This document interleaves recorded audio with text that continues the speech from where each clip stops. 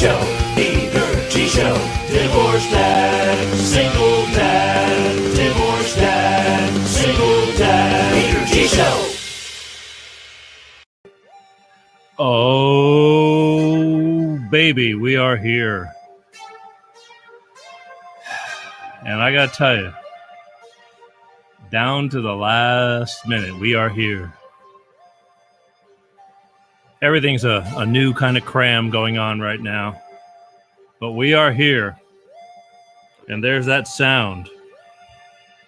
So I suggest all of you get that sound going, turn it up, sit down, kick back, because we are here.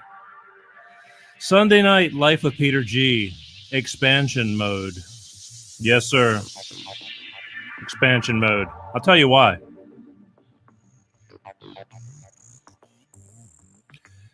Again, I mentioned it last week. That was our first liftoff of the new way we're doing things, but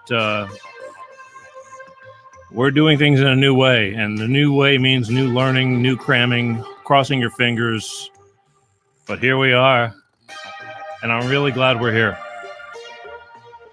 That's why I want you, Facebookers, to start those watch parties. Still, we're delivering this in a whole different way now. So that's the whole deal, is that not only are we going to Facebook Live, we're going to YouTube Live. I never used to push YouTube, but I'm going to start pushing YouTube. But if you are on Facebook, I want you to start those watch parties. It's important. If you are not on YouTube, subscribe to the Peter G Show. I'm going to ask you to subscribe to the Peter G Show. I'm going to tell you why in a minute. But in the meantime, how the hell is everybody? Tonight's going to be a big night. That's why I want that everything to work. Actually, I want every time I want everything to work. That's really important. But tonight I'm going to have on the show Dr. Bindu Babu. She's from New York. She's got a book. The book is called My Soulmate, My Love, My Narcissist. For those of you who are not familiar with narcissism, you're going to learn something. As the many who are familiar with the term narcissism, narcissistic manners, you're going to understand that it's an evil thing. Some people are really rotten, and it destroys people who are really good and loving. And she's got a book on it. She's a very multifaceted woman, PhD doctor, medical doctor. She's got a long list of titles, but we're going to focus on narcissism because that's a big deal. It ruins people. It destroys people and leaves craters in their souls for life. Excuse me. Last week, we had Miss Laura Wellington. She had a book. I'm doing a lot of book people. She had a book, Be Careful What You Wish For. I thought it was an interesting show. We talked a lot about life. We did. And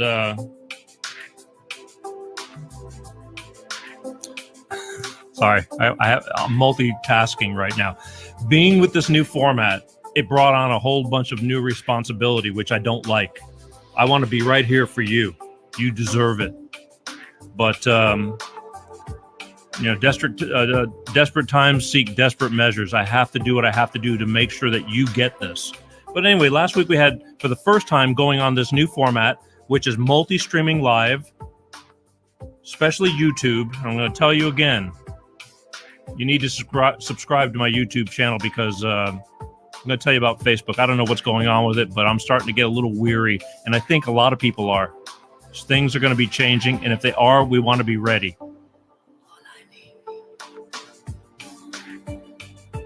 So I suggest if you have the opportunity to subscribe to YouTube, to the Peter G Show, please do it. Let's all just be prepared if you like what I do. so you can continue on. I mean, life is full of change. It sure is, especially like, again, this show, the way what we're doing. Anyway, let's keep moving. This week, Larry King passed away, 87 years old. Louis from Pennsylvania, you're on. I got to tell you, when I started this show, I kind of envisioned just talking to a camera, kind of like what Larry King did, and taking phone calls like Larry King did. I really did. It worked. It worked. He did it for decades until he started getting, and he was televised, but a lot of times he wouldn't have the guest. He would not have the guest with him. He would just, be talking on a telephone. I mean, you'd hear the audio, and that's how I started. I mean, that's, I thought, well, if he could do it, I could do it. Oh, good. Okay. So that's how it all started. And here he was, 62 years in the business. Again, and I always, suspenders. He was kind of, hey, you're on. Jennifer from Philadelphia, you're on. I had to admire the man. I mean, he was working up until recently when he got sick. He stroked out. Look, 87 years old. A lot of people say that's a good life. I really hope I can get into my 90s like my parents did. I was very grateful to be an adult, kind of, and have parents. Because one thing for sure I can tell you is when they're gone, they're gone. And you can't take that back. But, you want to live in, like, I have a daughter. She's only 15. I want to be a ripe old age. I don't want to be a burden, but I want to live to be a ripe old age to watch to bear the fruits of what I've grown, hopefully. Because again, in my mind, I truly believe that the end result of how your children, in fact, I heard an interview today with Larry King, and he said the exact same thing. His best attribute was watching his kids grow up and become something of worth. And to me, you really can't figure out how you did as a parent until you see the end result. And and in my humble opinion right now, I know it's early on in my stage of being a parent, but so far so good. And I'm very grateful for that. And I will continue that. Again, I would not be here sitting in this seat had it not been for my daughter, had it not been for my divorce, had it not been for me changing careers and having to stop dead in my tracks to be a father to that child when she was, only 3, 4, 5 years old. She doesn't know the difference, but I do. Balance. And again, a lot of it's in the genes. She was a very stable child, still is. Kids are kids. If they're crazy and screaming, again, I owe my mother everything. I was a pain in the ass. I was just a boy, I mean, I wasn't a pain in the ass, but I was a boy. Let's put it that way. But either way, moving right along. Larry King passes away at 87 years old. God bless him, in his own crazy interviewing kind of way. He really, he set the gauge for a lot of things. He was doing it early back in the day. As I sit here, I think I watched what he did and wanted to mimic it to a certain extent because I only had so much to work with. So I said, I'll do it this way. It seems doable. And here we are, several years later, still going. All right. So again, in a minute, I'm going to have Dr. Bindu Babu on this show in person, talking to me, talking to you. But first, I got to tell you, I could not be doing it. Oh, I just noticed something. Wow. Didn't this work last week? I can't do that. Oh, my God. All right, it's not working. Green, I forgot. Green screen, and I got green. Oh, boy, I got to change. Bolt Energy. Work with me, people. It's working. Who knew? I didn't even think of this. Bolt Energy. I like Bolt Energy. Why Bolt Energy? No preservatives. Bolt Energy is a cleaner energy drink. This is trippy. Wow, you can see through the can. No preservatives. Go find an energy drink with no preservatives. I'm a professional. I'll rise above this, okay? Never a dull moment. No preservatives. Go find it in an energy drink. You're not going to find it. They're the only energy drink with no preservatives. My Bolt Energy people are workout fanatics. They are. It's like the Hulk. And then there's me. It's enriched with vitamins, antioxidants, but most of all for me, it tastes good. I'm not a coffee drinker. I don't know if any of you guys, a lot of people, I have friends that don't even speak without getting coffee in them. It's like, I'm not like that, but I like something bright and refreshing in the morning. I don't like, I'll drink coffee if I have to, but that's almost like last resort. So, it's not that I need this every day, but there's days, let's face it, as you get older, there's times when your get up and go just doesn't want to, get up and go. And a little of this, and it doesn't get you that caffeine crazy rush. You're all jittery and all that. It's all natural. So they're putting things into your body that just helps your body get going. And then, I know why it worked last week and have this set up. Sorry, again, I'm getting off track.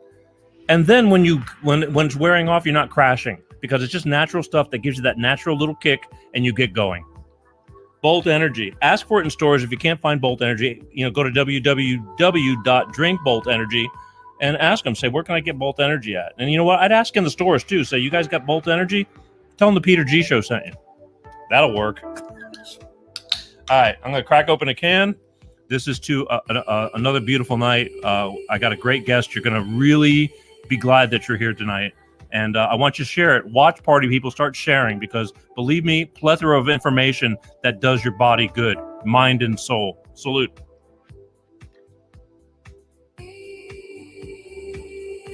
Oh, holy crap, that's good.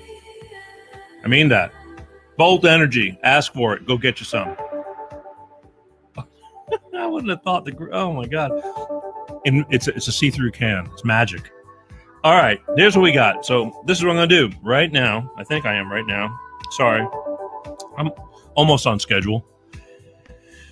I'm going to bring on from New York City, Dr. Bindu Babu. I don't even know where to start with her. She's complicated in a non-complicated kind of way. But we're going to find that out, and we're going to talk to her. But we're going to focus on one of the things that she specializes in. You ready, doctor? All right, here we go. So with no more of me, I'm going to bring on, ladies and gentlemen, how you doing? Whoops. How are you? I'm good. How are you? I am good. We made it. We made it. Yes. I just want to make sure that you're heard and seen. I tell you, that was the biggest thing for me, is making sure that everybody is so because we got a lot to talk about tonight. We really do, whether you know it or not. I'm going to find out. Yes, you are. You're going to find out because, again, I want to get some background on you. I want people to know about you because I found you. I don't know how we hooked up. Again, another LinkedIn miracle, I call it. Somehow or another, we got LinkedIn. Basically, I guess the name speaks for itself.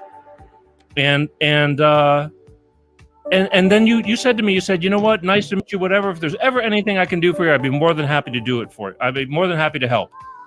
And then I looked at it and I go, well, all right. And then I said, how about coming on my show?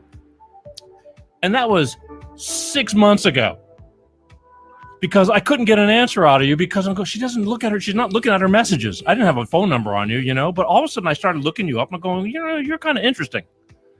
And then it's like, this is what happened. This is the story of my life. I get people to go, hey, I'd love to be, on your show and this and that. And then I can't find them anymore. But finally, I don't know how it surfaced. One day you answered me. I said, good, let's get together. And here we are. Tell my 3 million people a little bit about yourself, please.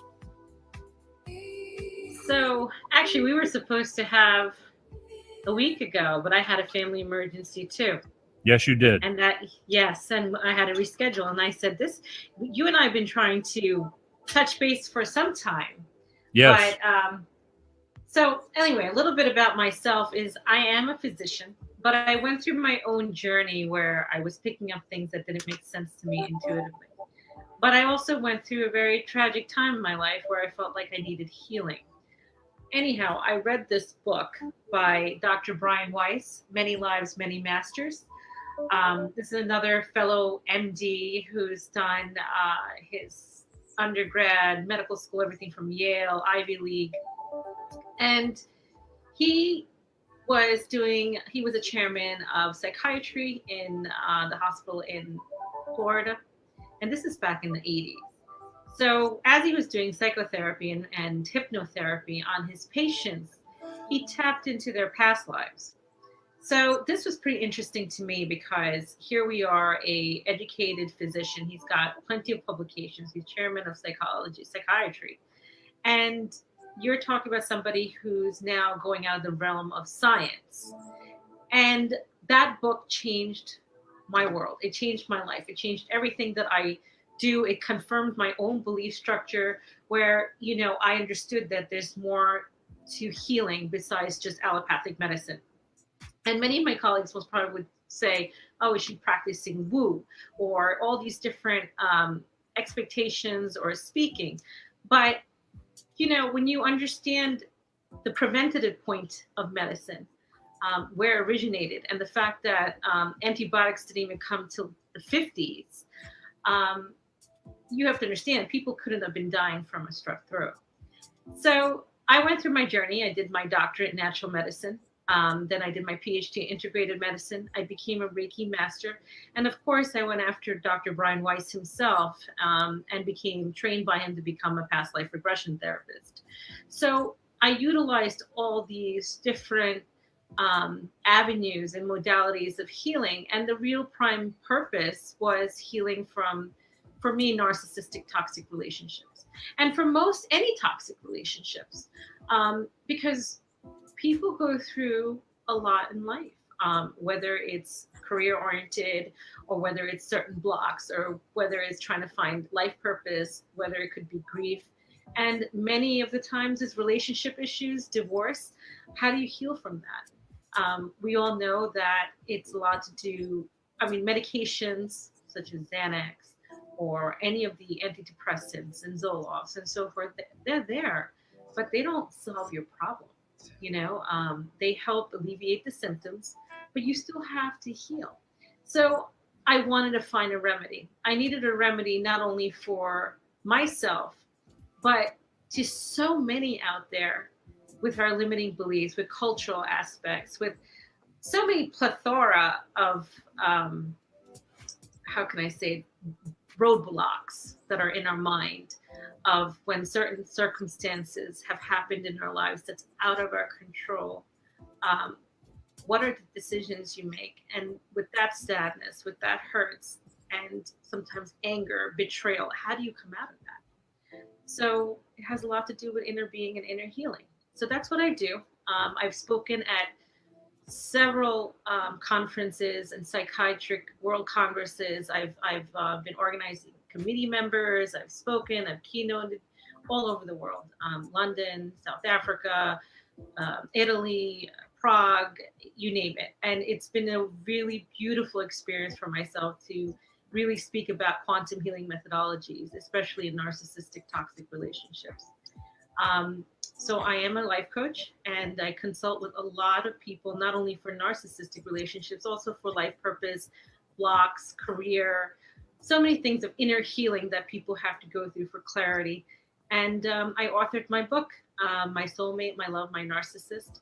And that's the healing and recovery of narcissistic toxic relationships. And how do you proceed with that? Okay, but it sounds like, I've seen all this list. You're on all kinds of boards.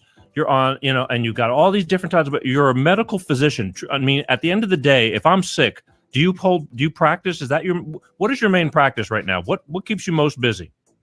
No, what I practice now is I don't practice allopathic medicine. I practice holistic medicine. I practice coaching and consulting with my clients and speaking in the healing and recovery of narcissistic relationships or healing and recovery of any relationship, especially divorce. I do a lot of women empowerment. So this is what I do. How do you juggle it all? I believe when you have a passion for something and when you've gone through a certain tragedy in your life and you know what it felt like to be like fish out of water you wouldn't want that on somebody else. Okay. And if I found a way to help myself, I want to help others. So okay, this is where I was going, because again, I'm here because I'm leading by example, or I started off by leading by example. Sounds to me like you have that same path. Yes. Okay, so let's back it up a little bit more. Married, single, divorced, never married, Divorced. divorced. How long were you married for? I was married for, let's see, -5. I guess about 12 years. 12, Okay. 13 years. Kids, no kids. I have 4 children. I'm a single mother. I take care of all of them. What's the age range? So from 17, 15, 10, and 7. My 3 Seven. boys and my little girl. Yeah, Oh, little girl. Oh, there you go. I know. They're so I know. cute. Well, I mean, it just How old so are you. yours? I only have one. I have one, but she's 15. And again, to look at her, she looks like a grown woman already. But the thing, it goes by that quick. And but I mean, it's been a crazy journey. And the one thing my ex-wife said to me a long time ago was, she's only going to be little for a very short time, and she was actually very right. And I honestly miss those days, because now it's she's got an agenda, and she's busy, and it's not like when I want to spend time, because we split her up, and it's a lot easier now. But it's like I got to do things that she's doing, otherwise she doesn't have time. She's very involved in equestrian stuff, and I mean, she works hard. It's not like she's out goofing around. I'm very, very lucky, but to juggle 4. Now some are older, so they kind of take care of themselves now, right? They do. My oldest is 17. He's a senior, and now he's going to college. So there's a lot of, they're all in different brackets of different things in their life that they're dealing with. So it's almost like switching from one gear to another gear to another gear, and then the child gear. So it's pretty fun. But I love my moms, the school moms. They are fabulous. Like when I can't juggle it all and I sit there, I'm like, oh my God. And then I text and she's like, no, you can do this, or I'll help you pick them up. I mean, thank God for network. I've been very blessed with good friends and good solid back in that sense to help me through. Gotcha. So here's where I'm going now, because this is how it all started.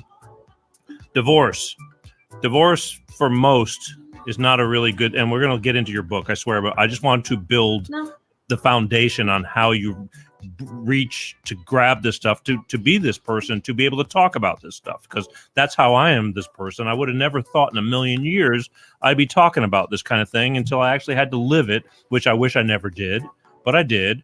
And my whole thing is now to pass the word on, or to share the story, because there's a lot of people that can't handle a lot of things, and they go down a bad road or spiral downward, and they don't deserve that, and so okay, so you went through a divorce. I'm going to take a wild guess and say that life leading to divorce was kind of crazy. Sure. I think anybody would tell you that divorce isn't easy. Nobody got married on the aspect that they were going to divorce. That's correct. No one did that. I mean, everybody, when you get married, you look at that person as your ultimate destination, right? You made a strong decision not only to be with that person for the rest of your life. You're going to die. You most probably planned your graves together. I mean, there's so many different aspects that now you are not only torturing yourself from your own belief structures and what you thought was going to be that you have decided. Now you have to deal with society, people, friends, finances. It was interesting just recently, I was speaking at an event, there was a question, and the woman was talking to me about last names. She's getting a divorce, and she's like, well, I don't know what I should do. Should I keep the name? Should I lose the name? And it's a horrible feeling. You have to decide now that, you divorce. It's like almost like this identity that you had is also getting broken. So it's tough. And then imagine if it was toxic and all sorts of other stuff and in-laws and God knows what, right? So would you say that you went through a lot of that toxicity? Oh, absolutely. Absolutely. Sure. I noticed me. go ahead. Not only me, No, no, no. you know, what I was trying to say was what happens in most cultures, you know, and I used to think it was more of an Indian culture, you know, where you would be scrutinized to make that kind of a decision to divorce, in the sense of, well, if you get divorced, what would the people say? What would your society say? What Sure. would the church say? What would the religious say? And I know a lot of people in my community that hang on to a thread of staying married just for the sake of those reasons, you know. And it's miserable. You know, I'm not an advocate of divorce. I just want you to know that. I don't think anybody is, but unfortunately, people get divorced every 15 minutes like it's nothing nowadays. If you're bored, you know, this isn't working. Right. I've said it a million times, and I will continue for those who don't get to hear, but my parents argued like Fred and Ethel, you know, but at the end of the day, that their generation learned to brush it off. And because there was a reason why you got together. There's a reason why you had 4 children, and, you know, but things change, life has changed, and, you know, there's a lot of differences and indifferences that are tolerable and yet not tolerable anymore. And people just like throw things in the garbage, you know, way too quickly. And so you're Indian, right? As if, you know, your name kind of gave me a hint, but, you know, but the thing is, I think the Indian culture's a tough culture. You know what I mean? It's like old school. But you know what I realized? So are the Italians. So are the Irish. I hear it from so many people, especially in my work, men and women saying, I can't do that. My grandmother would kill me. The Catholic Church, no, we're Catholic. We don't do that. Well, we don't do that. We're Catholics. It's impossible. I'm just going to have to deal with it. And it's so much pressure. So, you know, we would think it's the Indian culture, but I think all cultures, to some degree, they're afraid. They're afraid of either their church, or they're afraid of their family or their society, or what someone's going to say. And then you got the whole bunch that just don't give a crap about nothing. And it's like, you know, it's my life. I'm going to live my life. And this isn't happening. I'm not happy anymore. You know, it's like, you know, you can't have, every day can't be a bowl of cherries. I mean, we're in a really rough world. Now, you know? You made a commitment. When you get married, you made a commitment to whatever God or universe you believe in. Okay. But and there are some that's a promise you made. Right. But that's a promise you made. So you must try your best, in your best ability, to make things work. Forgive, forget. But if it's toxic, right, then you're talking about a different ball game, because there's no respect. Right. You know? We all make mistakes, and everybody has the capacity of how much they can forgive. Okay. And move on. But there's some circumstances, like if you're married with a narcissist, or if you're married with someone who's a physical abuser or extreme emotional abuser. No, life is just once. Life is too short. And there's so many avenues behind that too, right? In the sense, if you stay with a person who is physically abusive, that's what you're normalizing in front of your children. Right. You know, you're normalizing that. Sure. And guess what? That's what you're going to bring to your children, and your children most probably will follow the same thing and be like, all right, I'm okay. I forgive you because my parents made it happen. So this is what I should do. Or my mom took it, or my dad took the abuse, and this is what I should do. And do you really want to do that? Again, at the end of the day, as my parents got older, and my parents lived into their early 90s, and I was very thankful. Up until recently, I've become an orphan, you know, within the past 5 years for both of them. And look, they were in their upper. Most people would say you're really lucky, and they lived into their 90s. I was 55 years old when my mother passed away, and up until 2 years ago, my father just passed away. You know, and they could be 150, and it's never long enough. That's why when you told me, you know, you had a family emergency, all that, believe me, I get it. I mean, because you keep thinking like, you know, yeah, it's like. You don't think, you know, you keep thinking you're going to get through the tough times as you get older, but eventually one day that train runs out of fuel, you know, and you know, realistically, I understand, but the other part of you doesn't want to let go, you know what I mean? You want everything to be forever, and you just get comfortable with them being old, and it's okay because that's okay, and then it's over, you know, and it's tough. It's again, I that's with Facebook. I watch a lot of people. I have a pretty big following on all my pages, and you know, who does every day somebody's losing somebody. It's just the way it is. So I always try to write these people, and just, it's like, if that's love, that's love. And you're never going to get over it, but you just have to learn how to deal with it and live off the memories that keep you going. Right. What are you going to do? All right. Here's the thing that told me that there's a side of you that, that's when I started getting deep, that you're writing, you're teaching from within. Saw a picture of you, and you got a lot of hair. And, okay. Thank you. And your hair was like wavy curly in this picture. Okay. Okay. I know the post. And you wrote something about that. And you want to tell the story, or you probably could tell it better? So my hair originally is curly. Like, I look like Beyonce curly hair. And I've always had so I always had curly hair since high school, college. I hardly ever straightened it, maybe for special occasions or something like that. But I was always curly hair. But my ex just did not like my hair. He basically told me that I was trying to get the wrong type of attention, and my hair was so wild, and I only wear it that way because I'm seeking a man's attention and all sorts of things.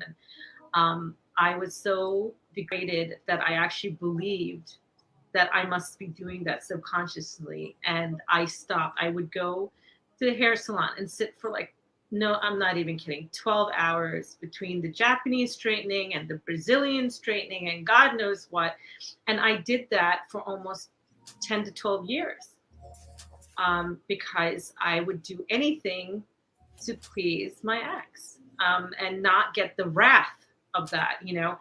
If a person or a man looked at me in a wrong way, it was terrible, because he'd be like, well, you did it. You asked for it. It's your hair. So for all these years, I didn't wear it. And I think one day, I couldn't blow out my hair. It was too late. I was running out, and my hair was all out there. And I took a picture, and after the first time I posted it,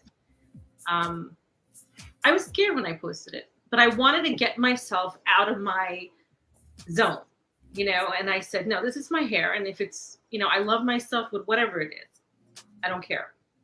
And the response that I got from that photograph was so overwhelming that I decided to update that post and explain that post of how difficult it was for me to post that, and how much I had changed myself in my life and who I was on the account of pleasing somebody else.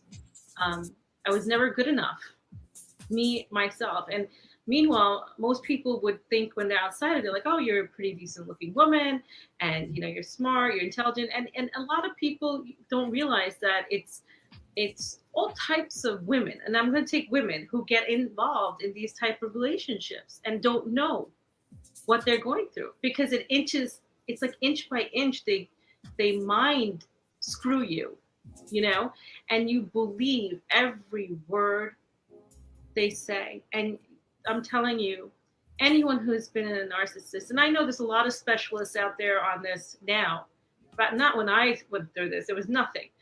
That's why I did my thesis on this. But you have to be through that to understand the gravity of what it's like to be with a narcissist. There's no words to explain that. Here, but here we are now. I'm looking at you. You wrote that, you posted that picture, and I'm thinking I'm going to see this woman with wavy, curvy, curly hair, and your hair is straight again. What's up with that? No, I do both now. I do both. Nothing else. Okay. I like my curly. I like my straight. It depends on my mood. Now I don't care. Okay. I don't. Yeah, you know what I mean. You come to the point where it's like, I love myself for who I am, and it's whatever I want to do. And actually, my hair is a little bit on the wavy. Just checking. The only reason, because when I saw you do that, I go, okay, so now you're going to be yourself. You finally came out of that shell, so to speak. And obviously, I saw you got great responses from it. I mean, it looked natural. I don't know, whatever. It was you. No matter what, how you do your hair or whatever, it's you. And so I took that. I go, okay, then I knew there was a deeper thing behind you just being a doctor there's a lot of doctors that, they're book smart and they preach, but there's a lot of things I truly believe in that you don't have to. I mean, I'm not saying that you shouldn't be educated. You should, but there's a lot of things that life teaches you that's an education that books can never teach you. Unfortunately, good and not good. You know what I mean? But it's an experience. Like I think about a couple years ago, I would never post that picture, nor would I walk out of the house. Like I would tie up my hair. Because you didn't like what you saw, or you didn't want to catch the wrath from your... No, I believed in both the wrath from my ex and the fact that it didn't look good on me. And I thought I was maybe subconsciously like, you're in that zone.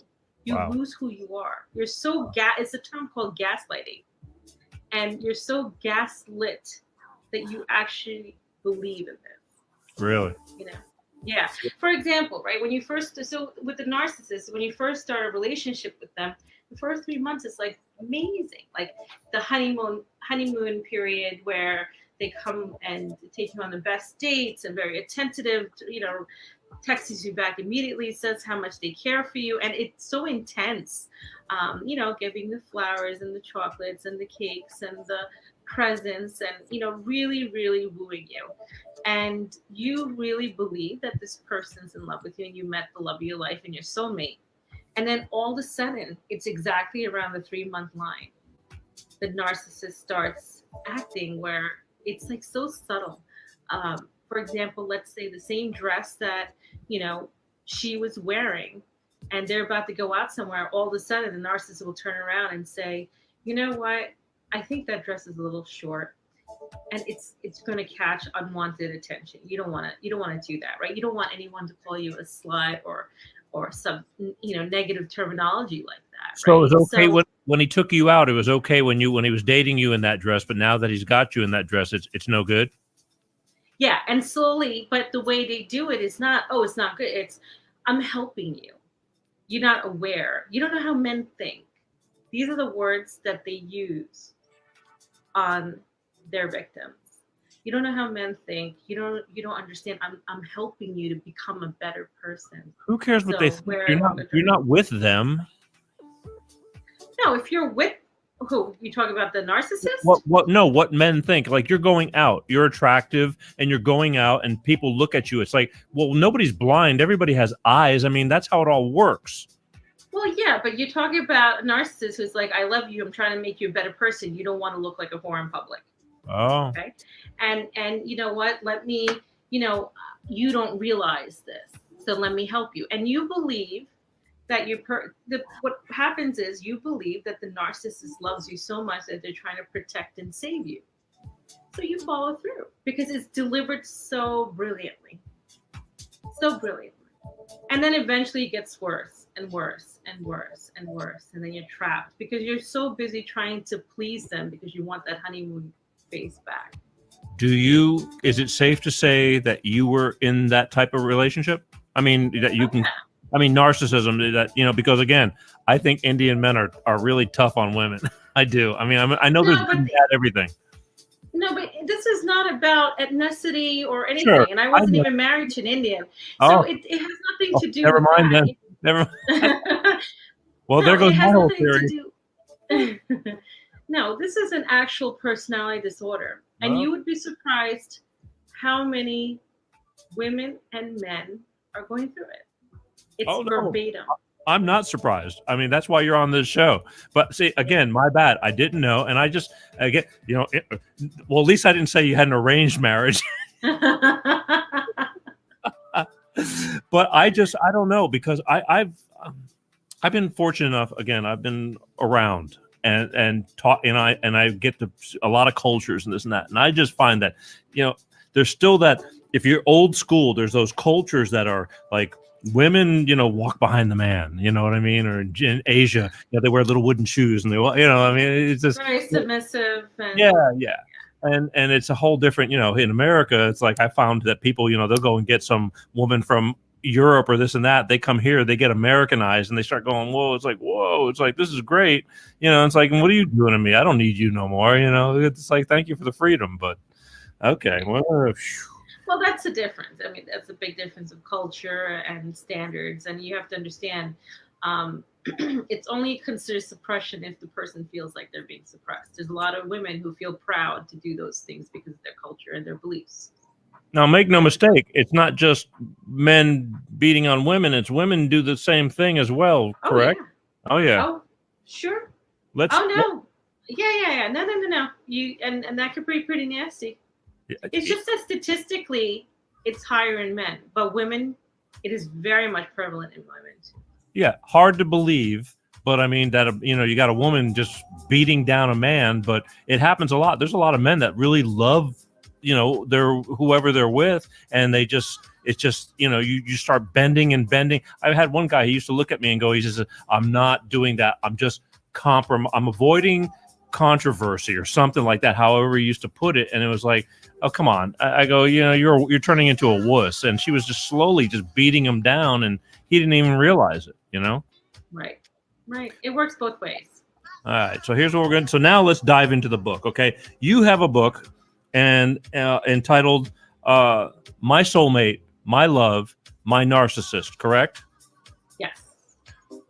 Explain to those who are not familiar, I'm kind of backing it up, even though we kind of touched on it already, but in your definition of narcissism, I mean, a narcissist, explain that for those who are very fortunate to never have experienced this and don't, have that, and God forbid they ever have to go through it, they know what to look for. So, you know what? The first thing is trust your red flags. Okay, in any relationship, you have, when you see those red flags, stop excusing that.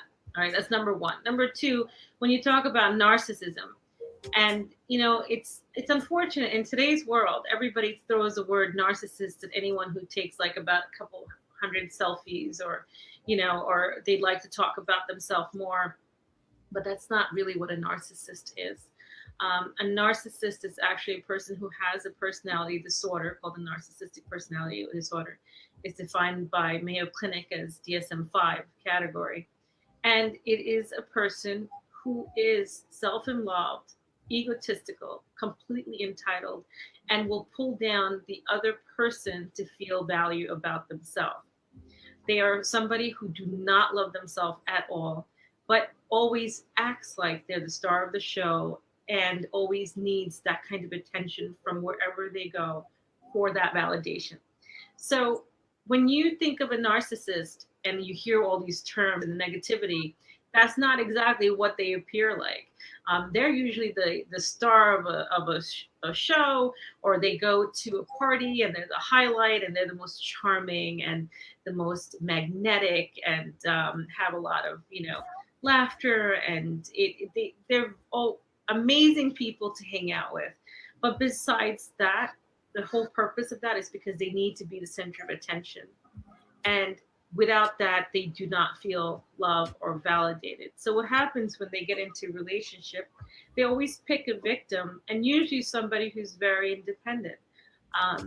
In the sense of, mostly if it's, let's say, a male narcissist, they would pick a woman who is extremely educated, has a good financial standing, could be the CEO of a company, and they get a real good high if they're able to control these people. If you can get a very strong woman to grovel for you, it feeds their ego, and this cycle continues where it's the groveling and the headache of what they do, and then the next minute it's the showering of the love and the happiness. If you do what I say, I'm going to reward you with all my love and attention. And the minute a narcissist gets bored, again, they sit down and they start picking, on their victim again. And it's very sad. Most of these people who are abused, they feel like they're in a soulmate relationship. They feel very committed. They feel like there's no one who can understand their partner like the way they do, and they'll do anything to get that honeymoon phase back. But it's, it's horrific. Huh. So, oh, look at that. Somebody's saying hi to us. Do you feel that the person that is the narcissist, do you feel that they don't that they actually don't love the person that they're with, and they're just like buying time or hanging out? I mean, how does that all work? Well, narcissists, they love the person they're with, but they love themselves first. So narcissists will always put themselves first and their needs, but they will never be unconditionally in love with anyone. Never. They don't even love themselves first. So when I say love themselves first, is they put their priority of themselves first. It doesn't matter what comes in the way. It's always them first and their needs to get the attention, the validation, the supply, to be completely fed all the time, no matter what. And they will do anything to control the other person to get that. Huh. Okay. So I can't figure out how to get this thing that's off the screen. Sorry. It's all right. Yeah, I get that. Okay, so let's go back into the book. Okay, you wrote this book starting from where? I don't want you to give the whole book away, but why would somebody who really needs to know about this kind of stuff from start to finish, kind of sort of, what would they, I mean, what do they need from this? Why would they want this need of this book?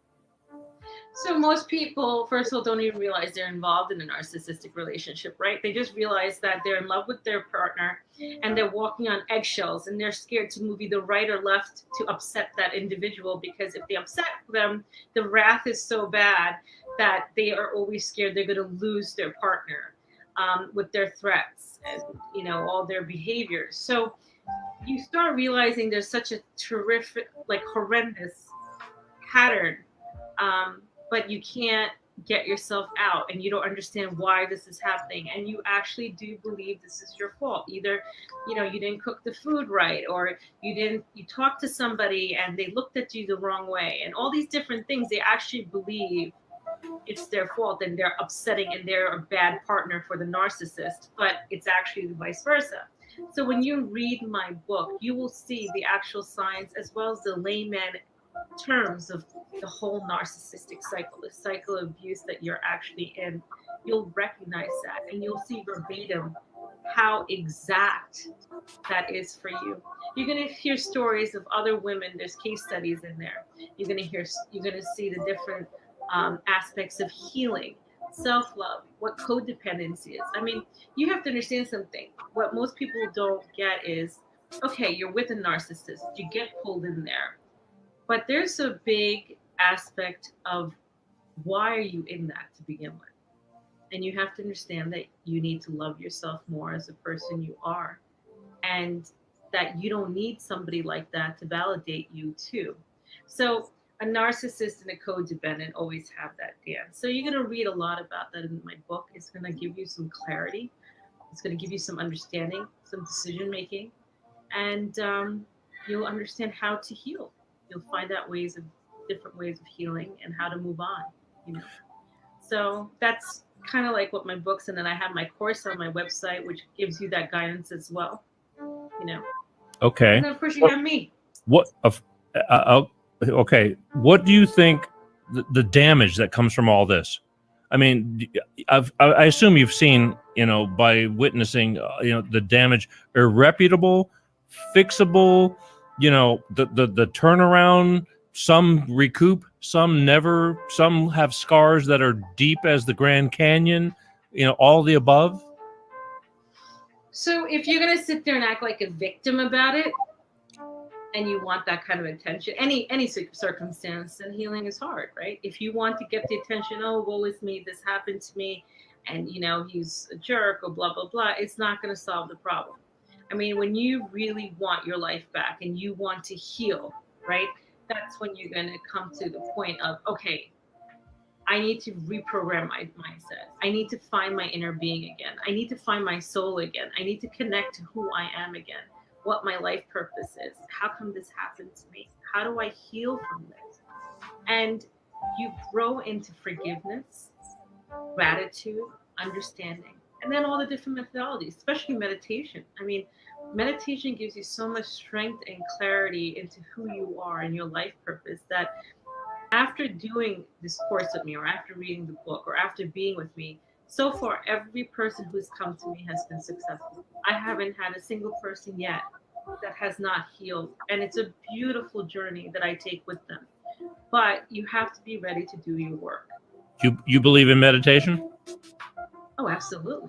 See, I don't know. I don't know what that is. I mean, I have my quiet times, but I have yet to be able to swear to where, you know what I mean? I do a lot of thinking. I'm alone a lot. I'm quiet a lot. But do I sit there and consciously meditate? No. I mean, even at my age, I just don't know what that is. I don't know if I'm... Meditation. Go ahead. Go ahead. So good. Well, meditation is connecting to who you are. You know, that little voice that's inside, that you really feel the strength of it when your mind is clear. If you don't have the power of you and your mind, how are you going to have the power of anything else? I think I talk to that little voice all the time. You talk to the little voice all your time, but you shouldn't be talking. You should feel it. Like when you meditate, you clear your mind and you tap into your infinite wisdom, your soul. And there's such a sense of healing and strength that only person you can figure that out is when you actually do it. I just that's the only way you can. I don't know if I've gotten there yet, and I do it, and I don't know I'm doing it. But the thing is, like, I'm sitting and I'm focusing on things, and all of a sudden it's like, I need to start the washing machine. You know what I mean? It's like one of those things. It's like, so am I defeating the purpose, or am I actually accomplishing something and don't even know it because I'm just being me and I'm me? Well, you're being you, and that's fine, but you're putting weight and importance on your chores and things you have to do. But your moment in life is here. We don't know what tomorrow is. You That can is die true. tomorrow. You don't. And this is the moment.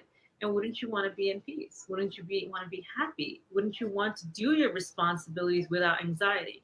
How many times have people walk around, like in the morning, they get a cup of coffee, and half the time they don't know if they drank it, where they left it, what they're doing.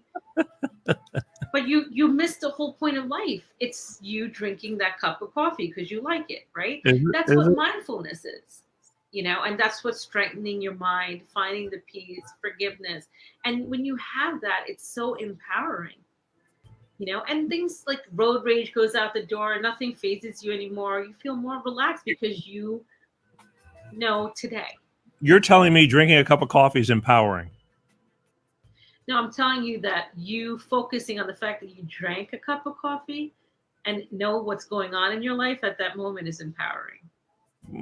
How many times have you driven somewhere and you don't even realize if you got to destination B? When I'm on the phone, that happens a lot. It's like, I can't believe I just passed, 14 exits, and we were talking on the phone, and I didn't even, you're conscious, but you're not.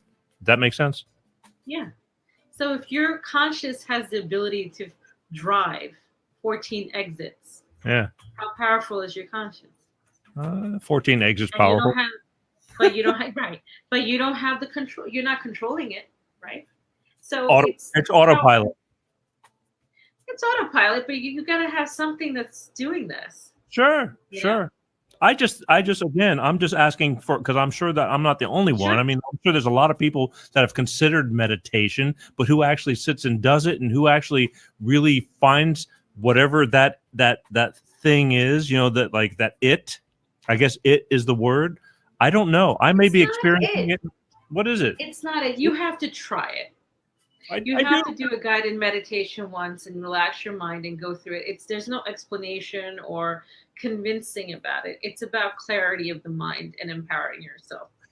My mind is like, you know what an egg beater is? Okay, so that's you my ever mind. had this? But you know what? Our intuition is so strong. For example, right?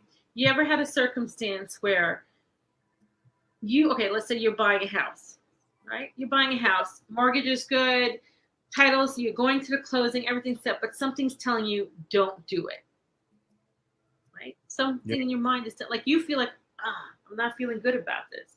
But you know what? Now it's too late. Like, everything is in set. I'm going to lose $10,000. I'm just going to go ahead anyway. And then afterwards you realize, I should have listened to myself. Look, I have ABC problems. That hasn't happened to you before. Woulda, shoulda, coulda. I mean, yeah, I do believe in that inner gut intuition. I do kind of, as I've gotten. There you go. Okay, but what's that? Inner gut intuition. What's that got to do with the meditation, though? That's what you connect to. That's what meditation is. It's connecting to your inner gut intuition and becoming more empowered and strong about that. We're going to have a whole nother show on that. Okay. Cause I'm telling you, this is a whole nother, sure. I get it. No, I don't. I mean, I don't know. It's complicated. In my mind, it's complicated, or I'm complicated. It's actually not complicated at all. It's complicated because of the difficulty of doing it with today's culture and society and what is considered value. But there's so much studies of regrowth of gray matter, Harvard study of all the different blood pressure going down. You have the control of your own healing of your body. This whole science of epigenetics is there. Sure. But it's up to you. But each one of us have a life purpose, and we have to find that purpose. You know what? Everyone has different values of understanding, right? But my thing for me is I don't believe that I was supposed to be born to get educated, get married, buy a house, have kids, have a career, and to die. I just don't believe that's my purpose. I don't believe that's anyone. I don't believe that's what we're supposed to do. What do you believe? We all have a life purpose, and we should understand what gratitude is, what compassion is, what love is, what's peace amongst each other, how we're all energetically connected. We're all human beings. We all want to be happy. We all want to feel love. Sure. Yet our differences and our limiting beliefs, our aspects of what's right and wrong for somebody else, overturns everything. Why? Because of our own ego? Or because of our own fears? Or is it because of our own teachings that we brought up in that we can't understand, to think behind it, to let people live? I think you're nailing it on the head right there. Yeah. So when you think of all that, how do you understand that? When you really go inside. And first is get rid of the anger. Like, I see the amount of anger everybody has. Like, why? Why do you want to live miserable? Why do you want to be unhappy? Some people love it. Because no, people like anger because it's this false sense of control. Is it? You feel powerful when you're angry. Sure. It's easier to be angry than to be vulnerable. It takes a lot of strength to be vulnerable. Really? It takes a lot of strength for someone to cry or be sad in public or in anything and be proud of that. It's much easier to say, I hate you, than you hurt me. And people live in that, and that's fine. But I don't know. I wouldn't want to live like that. I want a clear conscience. I want to have peace. I like to be surrounded by people I love, and I like to love people. And that's it. And if people, and I feel positive about it. I learned that lesson through my relationships. I learned that lesson through my journeys and my path. And I feel content. And yet I'm a single mother, 4 kids, entrepreneur, bread bringer. I do it all. I don't have a nanny. I do it because I love it. Is it difficult? Sure. When people ask me, how do you do it? I said, why not? I'm not going to sit there and worry and think every little thing. It always falls in place. You can't control life. Life comes to you. But you have to be open enough to see it and grab those opportunities with a peace of mind. I don't think a lot of people are open enough. You know, I mean, there's a lot of things right in front of your face. I'm constantly learning. I mean, I've told people if it comes to failure, educate you. I'm at genius status. I mean, it's just because I keep on trying to broaden, change things, and I hit a lot of walls, and it hurts, but I can't stop because I'm dedicated. You know what I mean? And I'm not ashamed nor proud. That's why I put it out there. And one day I'm going to stop, because just like tonight, we're going to break new ground. But I have to, if I don't put myself out there and tell things to let people know, it's like, it's not just you. I had people that have written me. I just saw something that came up on my Facebook, because the beauty of Facebook, it brings up things from a year, 2 years, 5 years ago. It brings up these memory things. Somebody wrote me and told me, he says, you're very lucky, you're rich, and you're this and you're that. And it's like, farthest from the truth. That was his perception, I mean, and I wrote him back, and I said, no, I see what you're seeing right here, but this is Hollywood. This is, I mean, what do you want me to do? Do you want me to do this show from my bathroom? It's just the way it works. And you try to give everybody a good presentation, but I don't ever make to play Mr. Big Shot, ever. But you want to know what, though? I'm just going to point something out, not to cut you off. Why he said that, whoever it was, because there's a part of them that is not content in their Right. life. Maybe it's Right. in where they have to be envious and angry at somebody else. I don't know if he And was angry, that's but he was envious. sure, whatever. I mean, whatever the envious, angry, or bitter. Yeah. Bitter. Why him, not me? And sometimes they don't understand. There's certain circumstances life has brought, but it can be for everyone. But come down. Trust in the universe, trust in God, whatever you believe in. You have the power to manifest and be abundant. I had nothing. I don't know how I survived with my 4 kids. There are people waiting to see me drop dead. There's people still out there like, oh my gosh, how did she do it? I was ostracized by my own community. And now today it's a complete turnaround. Like you said, I can't even reach back to my messages. But that's because you got off the couch. You got off the couch. See, last night, I'm up at 1:30 in the morning telling people, hey, I want you to watch this show.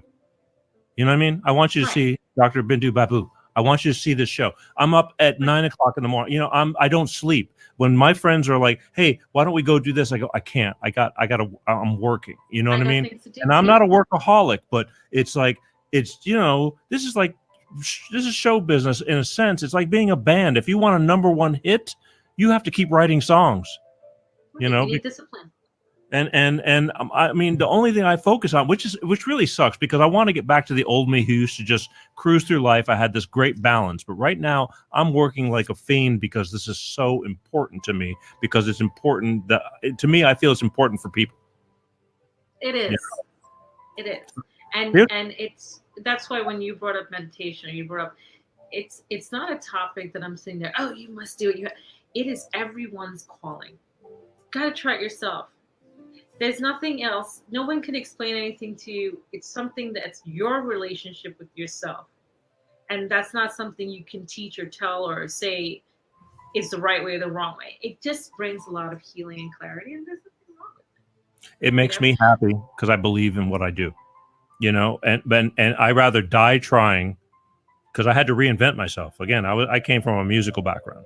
And this divorce stopped me dead in my tracks. And the music business has become almost eviscerated. I mean, nobody's making records anymore. I mean, you're making records, but nobody buys them. And studios have gone from needing a drummer to like, I got this iPad that I can play drums with my fingers. I mean, it just put me out of business, kind of. And the biggest of the big are barely, they're just surviving, kind of. So, and then all of a sudden this light came on, and I don't get that feeling very often. And it came into my gut, and I go, I'm going to do this, and I'm going to do this, but I'm never going to let up, because if I let up, it's going to be hard enough as it is. And so here we are. But yet people you look at this, they go, well, CNN, whatever, but it's not, and I tell people that. I said, it's all up to the people that want to see this to make it happen. And this is where we're at. This is what I want to do with you. I'm breaking ground every day. I'm sticking my neck out. For the first time, I'm going to open up the phone lines with this new system. And if I don't know if it's going to work. I mean, here's the thing. It worked yesterday. And that was another thing. I was up, we were working till 2 a.m. on Friday night, and then we're trying to make things work, and then couldn't make it work. I mean, almost there, and then continued on, like, while people are either sleeping or on the couch watching movies and all the things that are normal. I push that to the side, because again, it's important to me to bring as much as I can bring to you, to everybody out there, to bring more. And I said, we need to be able to take phone calls. And if anybody has something that they want to ask Dr. Bindu Babu, now's the time. At 818-259-7983. There's a little ticker going across the screen. It's like, whoa. New to me. Before I used to have a big sign behind me with a number, and people don't want to call. They're shy. But if there's anything you want to ask the doctor before we let her go, because we're again, almost an hour has gone by just talking with you. And this always happens with this show. I have no structure. It doesn't matter. Nobody's, waving me on saying, time to go. And so long as the education and the lesson is flowing, I'll keep it going. But if anybody's got the guts or has something they want to ask the doctor, now's the time to do it. It may happen, it may not, but I'm putting it out there. And if it works, again, God willing, it's going to work. But in the meantime, we'll just keep on talking what we're talking about. Sure. Okay. You how many years you been in the business? In this field of narcissism now, it will be 6 years. 6 years. 6 years. Narcissist, yeah. How long has it been since you're divorced, right? Completely? Yes. Okay. How long you been divorced? I've been divorced now almost the same amount of time. Yeah, 6 years. 6 years. Okay. Well, everything works. A long time. It's amazing how certain dates and years and numbers you remember. I mean, they're like important things, like again, unfortunately, the death of my parents. I think my child's birth, death. You know what I mean? Right. Your divorce. I guarantee you remember your divorce finalized date. I mean, just stuff that unfortunately I don't. You don't? It's still no. No. Well, I do. I don't care. Well, I did care because I too got married, and I don't think anybody like you said it. Nobody gets married to go. Well, we'll get married, but eventually if we get divorced, no big deal. No, it's not that it's not. I don't care because that I just don't. Look, I feel like it's part of my life that happened. It grew into who I am today, and I just leave it where it needs to be left. That's all. It's just it's just the way I think. Like I don't think about birthdays birthdays of course, but I'm talking about I don't think about things about my divorce or it was hard during that time because most narcissists don't give you an easy divorce. They'll prolong it as long as they can. It's a game or a toy for them. But I don't know. I feel like it's done. It was sad during that time, but I took time to heal and I realized it's a life purpose and today I'm helping other people. I get it. I wouldn't have done it. What? I wouldn't have done it. I would have just been in medicine. I wouldn't have done this path if I didn't go through what I went through, and I wouldn't be teaching this kind of science to other clinicians if I didn't. Again, had you not gone through it, and that's why it was so embedded in me because I went through almost 3 years of courts and this and that, just beating a dead horse. I mean, at the end of the day, the result was the exact same, only tens and tens and tens of thousands of dollars later. And that it changed me as a man. And I tell people all this all the time. Now, again, I love the woman I married. I really did. I tell my daughter that all the time, but it changed things. It just did. And I had to let things go, but I have to bring some of these things out in order to lead, again, by example, and that's the only way I can do it. In fact, I think I'm starting to forget a lot of this stuff, which I don't know if it's a good thing or a bad thing because I want it for the book. Just learning things like the verbiage of courts and stuff. I can't stand that stuff. I hated it. I was sweating. I had to go to court a lot. I just did. Just walking into the courtroom alone is just. You're airing out your dirty laundry in front of people. I mean, it's just not even dirty laundry. It's just to me, it's embarrassing. I went through unnecessary stuff because it was all over custody. Hey, we got a call right now, and I'm going to take it and cross your fingers that it's going to work. Okay. Okay. Hi, you're on with Life of Peter G. Who's this? This is Brett. Hey, Brett. Can you hear her? I can hear you. Dr. Bindu, can you hear him? Yes, I can. Okay. Hi, Brett. Hi, Dr. Bindu. What's up? I'm just watching the show and I have a question for Dr. Bindu. Sure, go for it. Is it possible? I have a family member, not my wife, that has narcissism diagnosed. I don't want to walk away from it, so I was seeing, is leaving the only option, or is it possible to try to get them help? See, the thing with a narcissist is it's their coping mechanism. There's somewhere along the line in childhood, they did not feel loved enough where they can't help but cope in this manner of always trying to control the other person for their validation and to feed their narcissistic supply. So it's always going to be inbred to them to continue that. A narcissist, unfortunately, cannot heal. Till date, no one can prove me wrong, and it's unfortunate. But a lot of them can it all depends on the intensity of it, but a lot of them can try to be somewhat calm, but that's about it. They can go through their therapy, and I'm sorry to say that because I know this is very painful, because I'll tell you something, most of us who have been with narcissists, you see the beauty and the potential of that person. You see the goods about them, and when they're in their goods, they are in their goods, and they explain so many things to you, and you feel like you can take care of them and help them and change them, and you wish if you can just change that knob like just a little bit, that you can deal with it. But unfortunately, a narcissist just can't change. They're going to always be like that. They can go to therapy, but eventually they will leave therapy and say that the therapist doesn't know what they're talking about, that there's always something wrong with them.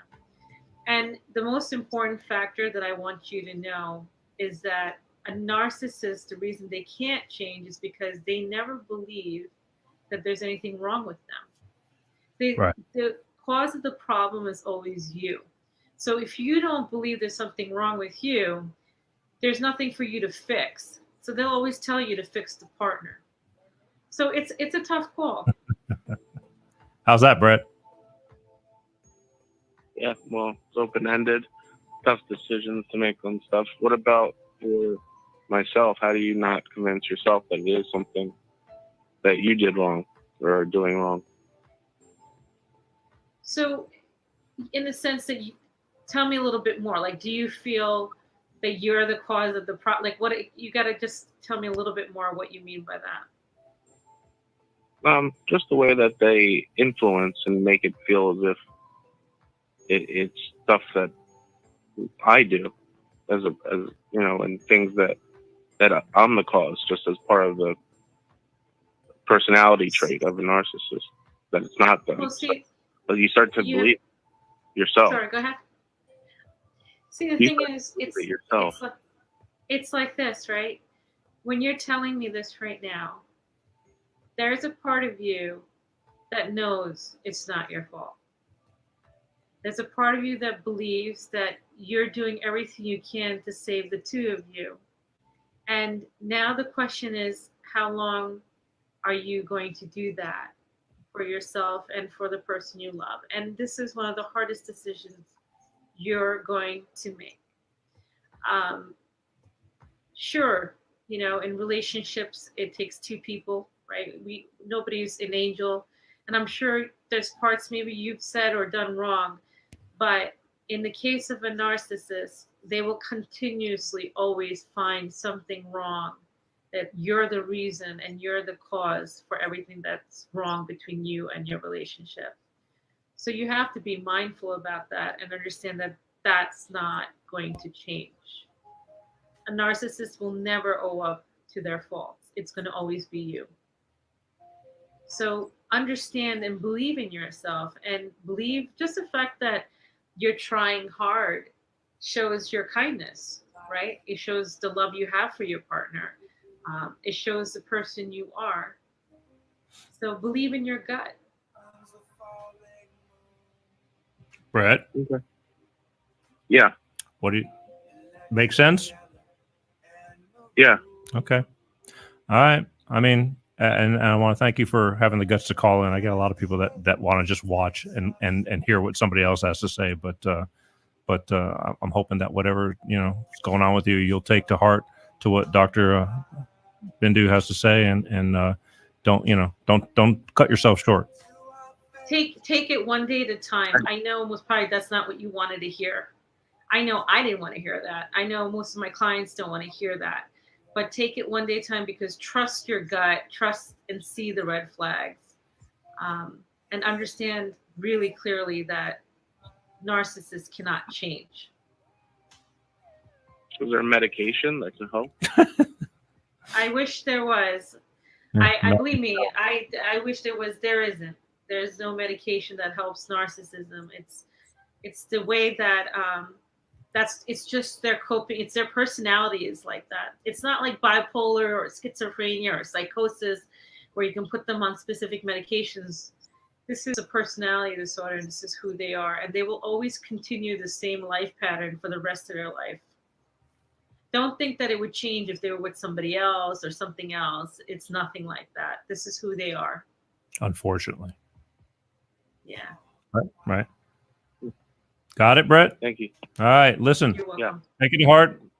Thank you for calling in again. And thank you for watching. Subscribe. There's more of this to come. But take it to heart and don't shortchange yourself, all right? Thanks. All right. Good night. Good night. Wow, we made one. That's one. I'll take one more before we call it a day.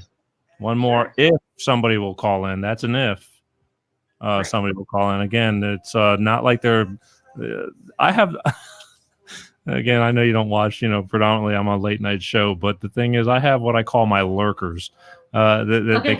They got the greatest hearts. They're dedicated, but they just watch. They want to hear what somebody else has to say. 818-259-7983. One last phone call for Dr. Bindu Babu. Anything you want to ask her for what she can bring, to you to help. If not, we'll just finish up the night.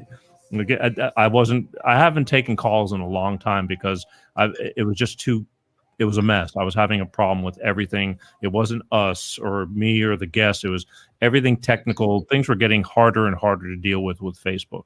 Really was. And I'll go into that after I let you go tonight one more time. But so now we've kind of changed things and now we're trying to carve a new path. I mean, I just want to get the message out and I want to get it clear and clean. I mean, like I said, if you're going to be here and you're going to, talk to me, it's like, or talk to my 3 or 3 million, it's like, you might as well, be heard. And when things go wrong, they go wrong really big. That's all I tell you. When I do something, we're either going down in flames or we're not going. But all right. So in the meantime, again, one last try, people. 818-259-7983 if you want to talk to Dr. Bindu and ask her anything of worth that you want an answer to.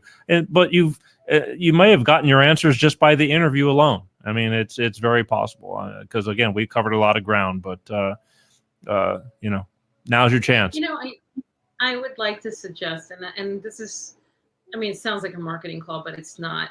I took a lot of my time into doing those courses on my website.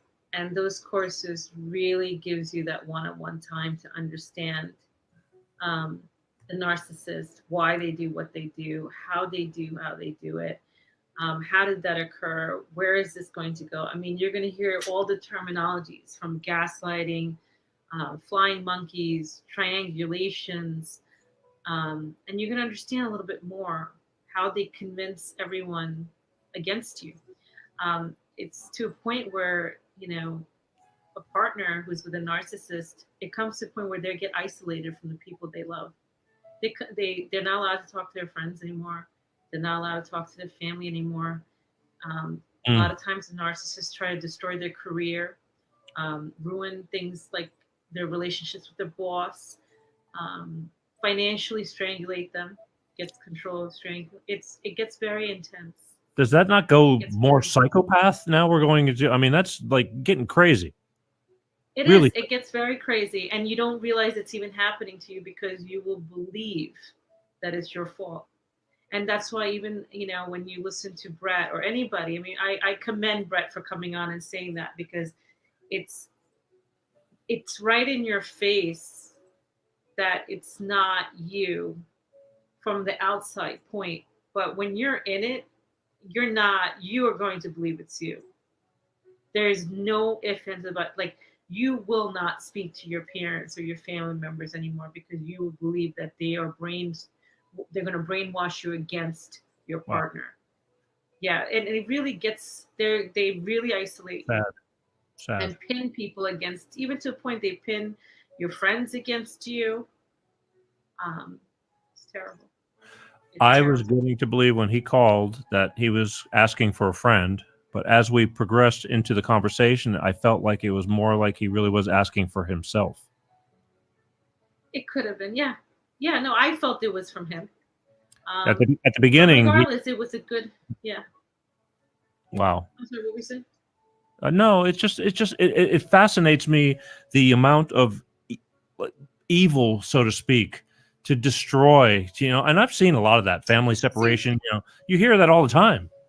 But I don't want you to say the word evil in this, because what's happening here is evil is when someone, it is consciously done. I agree. But this is a person who's damaged, who has a disorder, who is very well aware of what they're going to do, but it's their coping mechanism. And it only brings hate when you utilize the word, because the victims are so betrayed. Eventually, you should see these websites that are out now. The websites, these chats, I hate them, they should die, this and that. I'm like, where's the healing in that? People are it's just angry. filled with poison. Yeah. But it's like now these angry cult groups. And I understand the anger, but where's that going to go? Like, okay, yeah, you're with my narcissist, and I was with a narcissist, and he did this to me, he's a bad person, and you're a jerk, and he did that to me. Okay, I get it. I hate them. They're horrible. I mean, you should see the venom. And I get it. But where's the healing? Why are you having all these cult groups? Like, it's terrible. So that's why I said, like, I get it, but you have to understand, you also are responsible by staying there. Sometimes you don't even realize it. Right. And that's because you need to really love yourself for who you are. And that's you why we have to learn to love yourself. And that's why you are here. And that's why I do this weekly. I mean, I'm a little bit, I break off the path every once in a while to mix it up. But the real truth of it is sharing this, because there's so many people, I guarantee you, that are going, wow, that's me. But they're, like a lot of, there's some people that are like plethora of diarrhea. I mean, they'll tell anybody and everybody they can get their hands on to complain, or not complain, but to vent. I believe in the pressure cooker. You got to let that out. If you hold it within, but there's a lot of people that hold it within, and then they start drinking or drugs or all kinds of mental health. Yeah. Or they don't want people to know about their dirty laundry. Like you said, it's embarrassing. You don't want, the Joneses next door to know that there's something like this going on, or your kids. And, you just try to keep it together, and it's, you should see my inbox. Like you were telling me about that. My inbox is filled with people asking questions. And I said, I try to get to them as much as I can, but it's hard. Yeah. And you see the amounts of people who are really suffering through this. So we're just people. But you can heal. Yeah, I believe that too. And again, I believe that you can heal through things that for the people who are willing to lend a hand, to say, here, let me help you see the way. Some people need that. When you fall down, you need a lending hand to pick somebody up, if it's humanly possible. And I do believe it is. Okay. But, again, we have gone way beyond what I had envisioned. No, I didn't even envision this. I figured this is how it was going to go. I'm kind of getting used to being on for long shows. That's why I'm no big giant hit, because these are long, deep shows, but they have a lot of worth to them. If there's anything you want to tell people about, to find you, how to find you, your courses, things like that, why don't you give it a shot and take it and tell people how and what you can do and what you do and where they can find you. So for all of you who want to know a little bit more about me, you can go on my website, www.bindubabu.com, and you will see ways of either coming to one of my workshops in the near future. I miss my in-persons, but I usually hold a workshop where we'll have like 20, 30 people together and hash out some good, profound issues about life purpose, meditation, mindfulness, positive thinking, and healing. You can do one-on-one with me. I do virtually all over the world now. I have my courses. I have 3-part course, and I'm also coming out with a live course. Was probably the middle of this year, where it's a combination of having me plus the course. But right now, you can definitely go on. Those courses are really good. I spent a lot of time on them to really kind of break it down so most people can understand these science terminologies.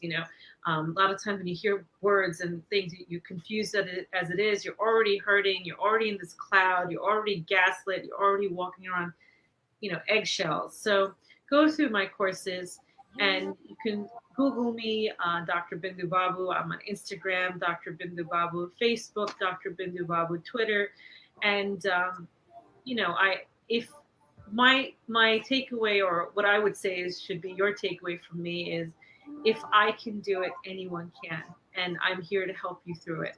So God bless you all, and good luck. Wow. I'm telling you, tonight was a good night. Tonight was a good night. I mean, we made it. Number one, we made it. We did. We did. Look, we I- did. I get out of bed, and when I get out of bed, I really do show mentally appreciate the fact that I got out of bed, because not everybody's got that luxury of doing that. Some people don't make it, but this show is always every single week, every single day, no matter how much I prepare. It's just it's still a God, we did it, and thank you. Yeah. And Thank you for having me. thank you from the bottom of my heart for, again, I know it's late in New York and the East Coast people, I always have a hard time, but I truly appreciate it. I hope to have you on in the future anytime you want. If there's anything you want from me, because you reached out to me and said, if there's anything I can do for you, now I'm saying to you, if there's anything I can do for you, you need to let me know, because, again, I believe we just did something very good that's going to replicate down the road. These shows, as I told you earlier, when we spoke earlier this afternoon, that they're going to be on LinkedIn, YouTube, Facebook. You can take them, you can share them, whatever, if it's worth it to you. But the thing is, I think that if we did one thing, even for Brent, if we did one thing tonight, it's one more thing that I can go to bed at night and go, you know what, we did one thing good. Yes. Okay. Same here. Thank you so much for having me. Have a good night. Pleasure. We will talk again, but and that's basically it. So I'll talk to you soon, and thank you so much. Okay. Thank you. Good night. Good night. Say bye. Ladies and gentlemen, Dr. Bindu Babu. Awesome, right? I thought so. I knew it. Straight from the heart. Experience too. You can't make this stuff up. You just can't.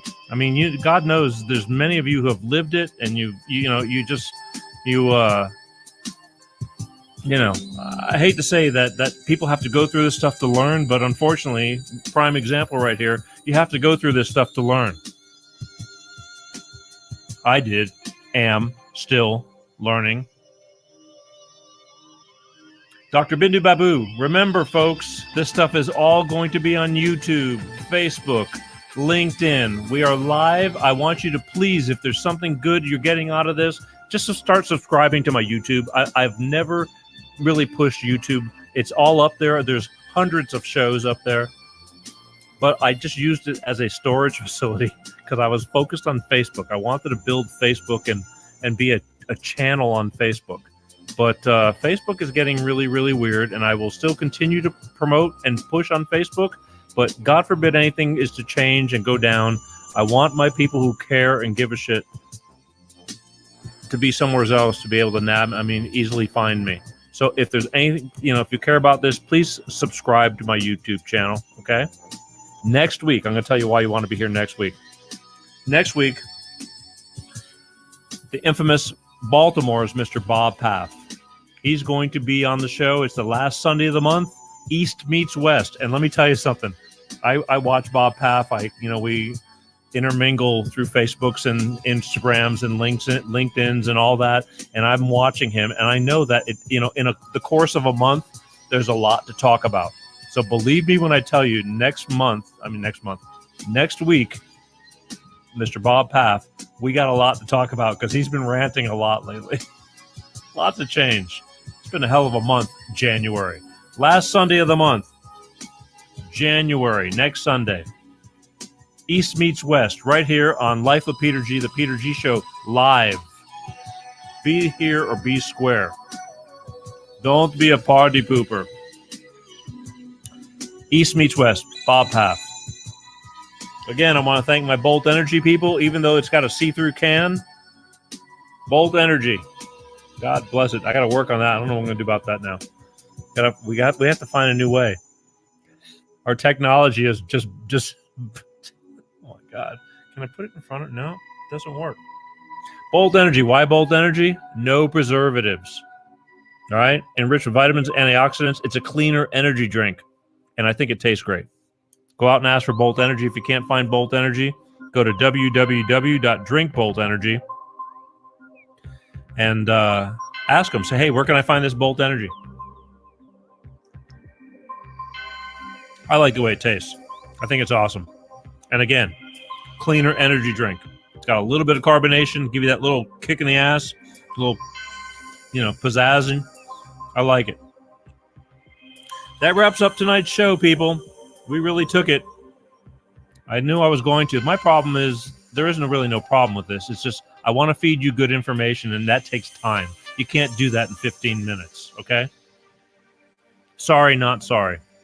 You can't do it in 15 minutes. There's a lot of good stuff there, and I want, who I have on the shows to be able to express and explain themselves. It's worth it. Anything else? I will continue to ask you this from now on, is to subscribe to my YouTube channel. Please. I'm not begging you, saying if you'd like watching the show, take a minute, go to Peter G Show on YouTube and just subscribe. I'm slowly wanting to sweep my 3 million over there because I never really focused on YouTube. I just didn't. I just had this crazy notion I'd just stay on Facebook. But as life changes, things are changing. So I want to broaden that horizon. Do me that favor. That's what I'm going to ask for you. Okay, from you. We'll see you next week. All right. Believe me when I tell you, it's really great to be here. You have no idea the time and effort it takes just to be here all week long, just to be here for this lousy hour and a half. I don't mean lousy, but for this short period of time, what it takes before we get here to be here. And then after it's over, start all over again. But I am truly grateful. And I'm grateful for the people who take the time out of their lives to watch and share. That's what I'm saying. Stay with me. I won't let you down. We're going to do nothing but grow, okay? Love you guys as always. I want to thank once again Dr. Bindu Babu for taking the time, being up late at night, just to be here to share life and some experience and stories with you. Hopefully it enlightened and enhanced your lives, okay? And if it did, share it. You don't know who you could be helping. Your story could be helping somebody else, just as mine did, as hers did, on and on and on, all right? Love you guys. See you next week. Peace out. Peter G Show. Peter G Show. Divorced dad, single dad. Divorced dad, single dad. Peter G Show.